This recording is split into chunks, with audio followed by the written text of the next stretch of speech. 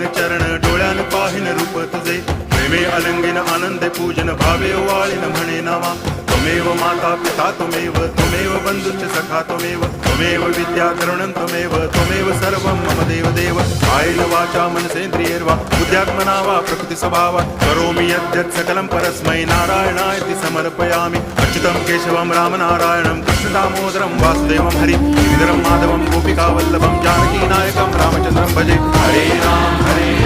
Ram Ram Hare Hare Hare Krishna Krishna Krishna Hare Hare Hare Ram